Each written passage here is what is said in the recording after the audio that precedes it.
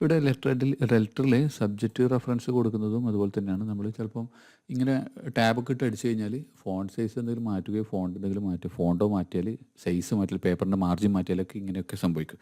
അപ്പോൾ അത് ഒഴിവാക്കാൻ വേണ്ടിയിട്ട് ഇവിടെയും ഞാൻ ചെയ്യുന്ന ഒരു മെത്തേഡ് പറയുന്നത്